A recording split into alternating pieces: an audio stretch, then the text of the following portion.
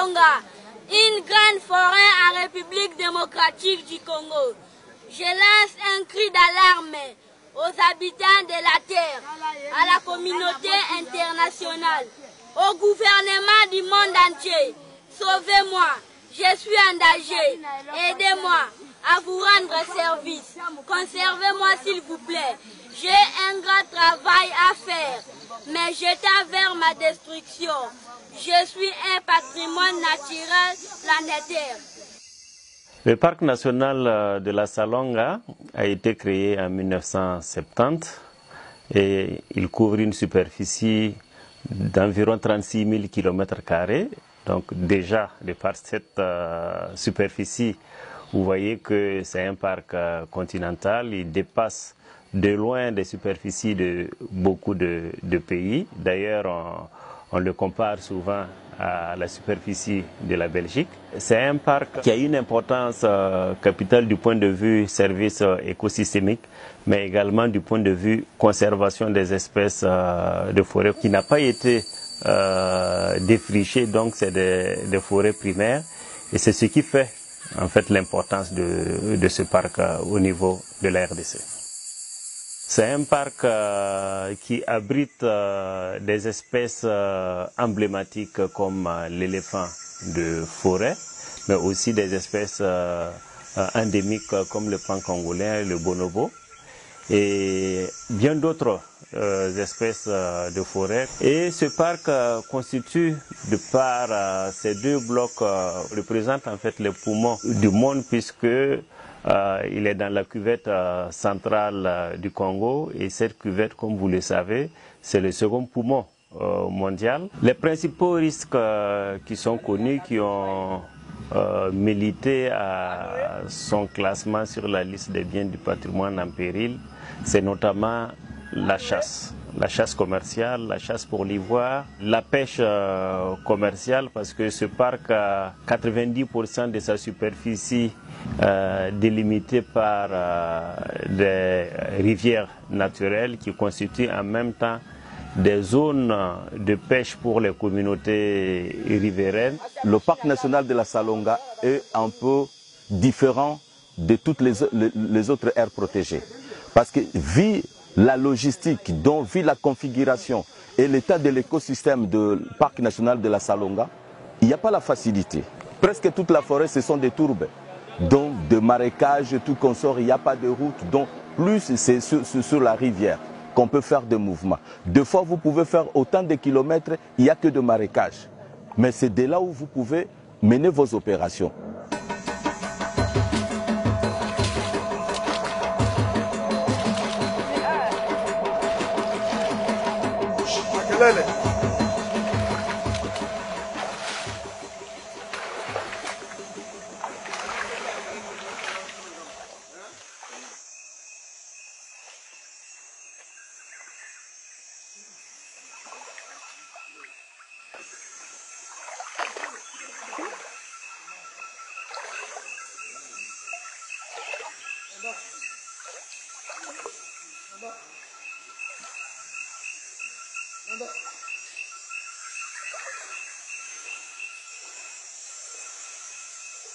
Les éco-gardes, qui sont les principaux acteurs de la protection, de la sécurité au niveau du parc, puissent travailler dans de bonnes conditions.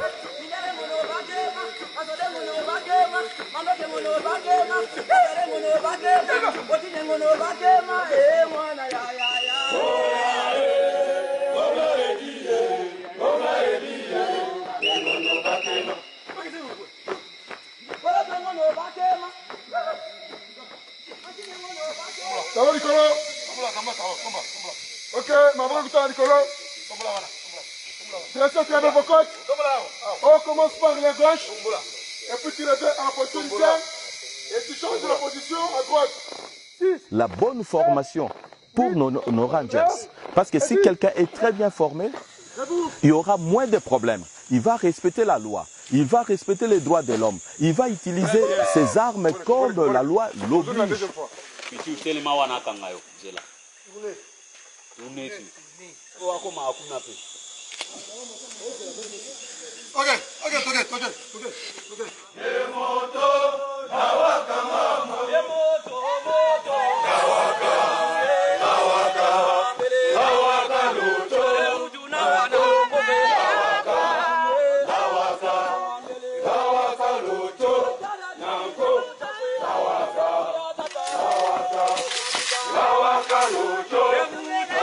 Ce sont des gens qui travaillent souvent dans la forêt. Il y a des braconniers à l'intérieur, les braconniers armés et non armés. Et surtout ce qui est grave, les braconniers armés. Donc il faut les former dans des conditions militaires, puisque devant un braconnier armé, il y a de ces militaires déserteurs qui se refusent dans la forêt pour faire aussi les braconnages.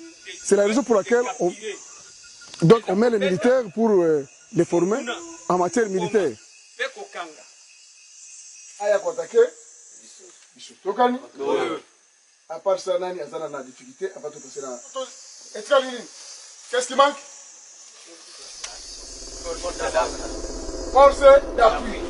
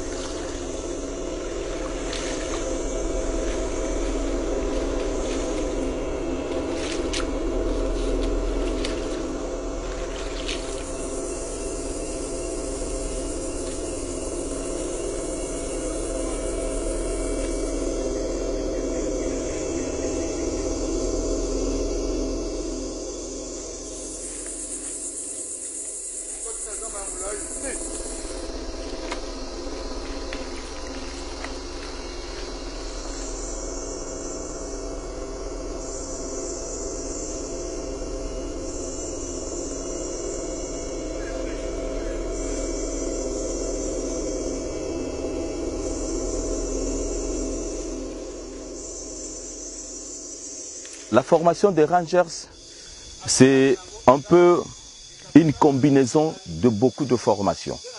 Parce qu'un Rangers n'est pas formé uniquement comme un militaire aguerri. Il est formé d'abord comme un militaire, c'est un atout, ça c'est la formation de base. Il est formé aussi en tant qu'un écologiste, en tant qu'un biologiste pour faire les collectes des données biologiques sur terrain. Parce qu'il faut que le Rangers puisse être capable d'identifier les espèces qui sont là et s'ils sont en patrouille, avec leurs fiches de collecte, puisse identifier, savoir que non, tel type de signe, c'est telle espèce, c'est telle espèce. Et puis ils sont formés aussi à navigation, avec la technologie actuelle. Tout le monde qui sont là, il peut prendre le GPS, même avec les cyber-trackers. On les forme aussi sur les notions élémentaires de sécurisme, parce que lors de nos opérations, il y a des accrochages. Il peut y avoir un des collègues qui peut tomber, il faut le porter secours. Ou bien l'ennemi aussi peut tomber, mais blessé gravement, parce qu'avec notre éthique, la déontologie des opérations dans toutes les armées, donc si vous trouvez l'autre de cette façon, vous ne pouvez plus l'achever. Il faut d'abord le porter secours, il sera comme le prisonnier. C'est ça aussi, et les droits de l'homme dont nous les respectons. Parce qu'eux aussi, ils sont formés aussi sur base de ça. Le sécurisme, les droits de l'homme, c'est vraiment là où nous mettons vraiment un accent pour le respect de la vie humaine. Parmi les matières importantes que les Rangers doivent connaître, doivent utiliser en ce qui concerne la loi, il y a le loi pénale d'abord, le droit de l'homme, il y a toute la loi relative à la procédure pénale aussi. Et puis la loi base, c'est la loi sur la conservation de la nature. C'est-à-dire, nous sommes des représentants du procureur dans le matière de la conservation de la nature.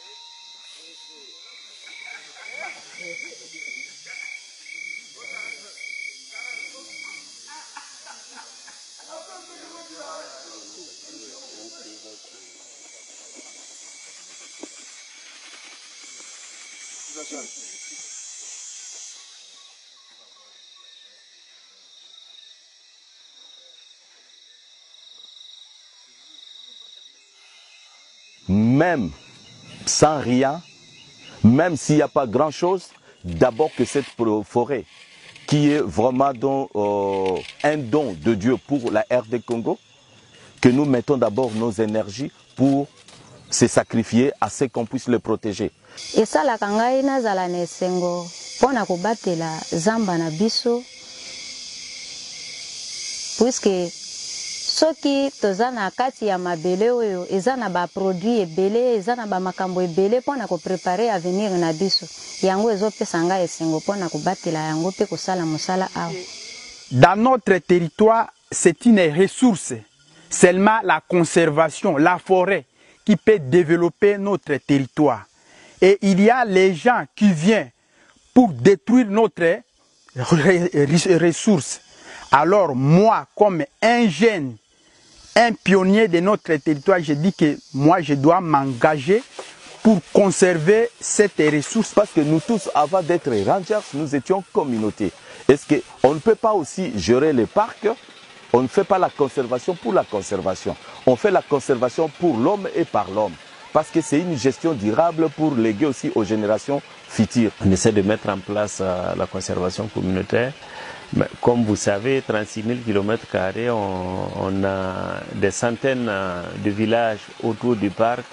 Et chaque village a un regard sur le parc. Qu'est-ce que le parc peut apporter à mon village? Quelle peut être la contribution du parc au développement de mon village? Parce que, comme il le dit souvent, traditionnellement, c'était nos terres de chasse, nos zones de chasse. Donc, s'il y a le parc, il faut qu'en contrepartie, on puisse bénéficier de la présence du parc. Donc, c'est en cela qu'on essaie de développer des activités pour réduire la déforestation, mais également donner les moyens de subsistance à ces communautés-là.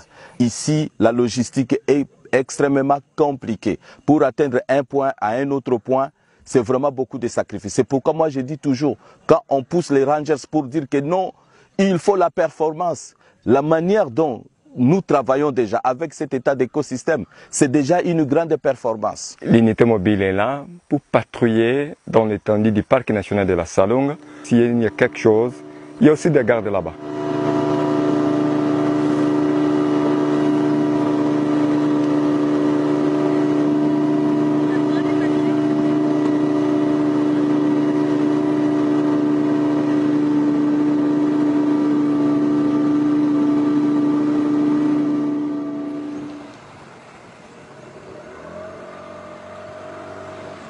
Il y a 2 ou 3 types de patrouilles. Les patrouilles de reconnaissance et les patrouilles de renseignement. Normalement, surtout les patrouilles de combat, nous pouvons faire au moins 3-4 km par jour. Selon les équipes et selon la planification des chefs, ça peut faire un jour, ça fait aller-retour. Ça peut être une semaine, un mois, 15 jours, dépendra de la volonté et l'ampleur des renseignements reçus. Il y a aussi pour les rangers les notions élémentaires de renseignement. Parce que les opérations sans renseignement, nous marchons comme des aveugles. C'est de là où nous mettons un peu beaucoup d'énergie là-dessus.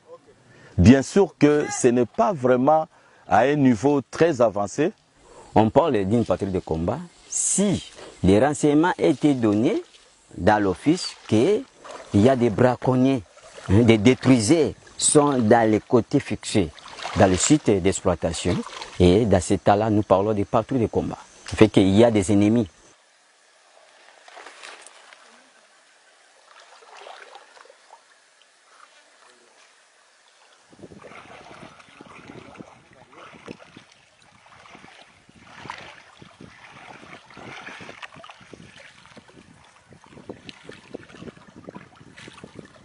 C'est un métier qui est dur, mais s'il y a la volonté et la passion, on peut s'accrocher parce qu'il y a toujours des difficultés.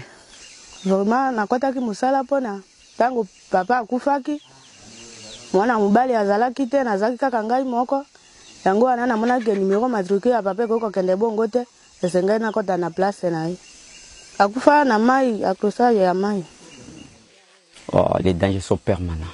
Des serpents, des animaux agressifs, des vents, hein, des arbres, ce sont des dangers. De l'eau, hein, ce sont des dangers surtout chez les rangers qui ne savent pas comment nager. Les plus dangereux, c'est les braconniers. Nous avons une opération anti-braconnage qui a été lancée depuis 2012 ici dans le parc de la Salonga. On a fait des patrouilles mixtes, garde de parc et FARDC ensemble pour neutraliser, pour capturer les braconniers armés. Ici, avec les individuels, on fait notre travail. Mais on a besoin de matériel. On a encore besoin de beaucoup d'appuis. Mais ce que nous avons, ça nous permet quand même de faire d'abord quelque chose. Nous avons l'équipement du terrain, l'équipement des brousses, même sur le plan matériel d'ordonnancement, ça nous semble un peu difficile, mais on sait qu'avec les projets, avec les appuis des autorités, nous sommes toujours dans les processus pour que nous puissions quand même y arriver à satisfaire les minimums qu'on en a besoin au niveau des soins de nos travail. Na sepelaka pe na mosala oyo na monaka yango eza esengo me tango nasali eza mwa pasi po teni eza te basaki ya komema eza te kotambola pe makolongulu baketi ya zamba eza te vraiment kolalela kutu kolalela eza te likolo ya banzete me yango wana epesaka pasi mingi en tout cas esengo ezali po na sina kotaka po na ndimi mende kozwa eza mabe mbongo muke me na sepeli pe na mosala yango ekipima ezokoka te mbongo tozozwa na retard nde eloko ezopesa biso pasi tokotaka mosala po tozwa mbongo me mbongo ekomi na retard.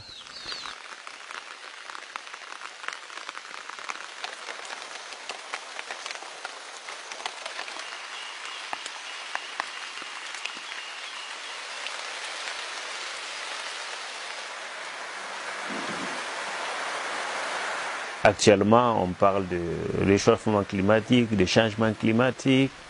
Donc, ça veut dire qu'à quelque part, ça concerne tout le monde. Où que nous soyons, on pense qu'il y a des effets de notre comportement, du comportement des hommes, qui sont à des milliers de kilomètres de nous, que nous ressentons ici. Donc, ça veut dire que les Européens, les Américains, les Africains, les autres habitants des autres continents sont interpellés à protéger le bassin du Congo central. Si on laisse cette forêt comme ça, avec une grande exploitation des braconniers, et nos enfants, ils ne verront pas toutes ces espèces qui se trouvent. Mais avec cette conservation, on voit qu'on a défendu les gens d'aller exploiter ou bien de tuer, faire l'extinction de cette espèce et on voit que ça commence à se multiplier. S'il n'y avait pas la conservation, je crois qu'on ne va pas parler des différentes espèces que nous sommes en train de revoir aujourd'hui parce qu'il y a la démographie qui est là, il y a la surpopulation, il y a beaucoup des aspects qui sont dedans. Mais si nous allons finir le tout, même sur le point, le cycle, nous sommes en train de parler de la vie, on aura les difficultés pour même bénéficier de toute l'air pour réunir le tout. Parce qu'on voit il y a les animaux qui contribuent, il y a les arbres qui contribuent, il y a l'être humain. C'est-à-dire c'est un cycle qui est complet. Il y a les bonobos qui sont là. Ce sont des espèces un peu merveilleuses, un peu particulières. Il y a une forêt exceptionnelle. C'est un petit paradis, mais perdu quelque part. Mais cette forêt et les rangers qui sont ici à le regarder, vous allez voir qu'ils ont encore besoin de beaucoup de choses. Mais ils se sacrifient déjà. On est là, on peut faire toujours quelque chose malgré ce que nous avons. Mais nous sommes d'abord disposés, corps, âme, et avec notre état d'esprit pour la protection de ces riches biodiversités. Ce n'est pas seulement le Congo, la République démocratique du Congo, c'est sur le plan international qui demande l'effort de tout le monde. C'est-à-dire qu'on a des appuis qui viennent ailleurs. Pourquoi pas protéger ça au lieu de détruire? Donc je dois m'engager de sensibiliser le jeune gens au lieu de détruire cette richesse. Il doit protéger ça.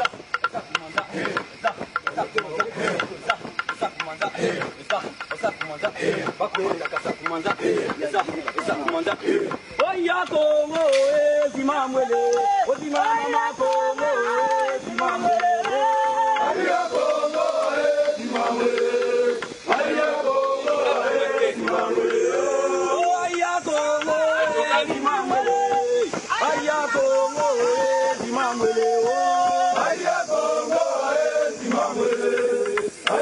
Nous pensons que tout le monde doit contribuer pour qu'on puisse assurer la protection, la survie de toutes ces espèces, de cet écosystème unique en Afrique.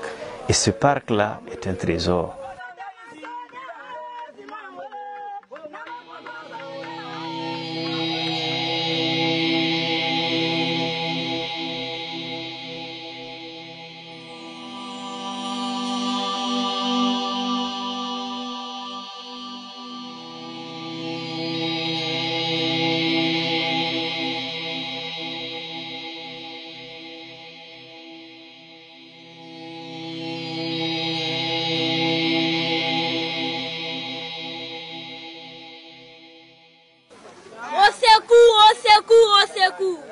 Je suis Salonga, une grande forêt en République démocratique du Congo.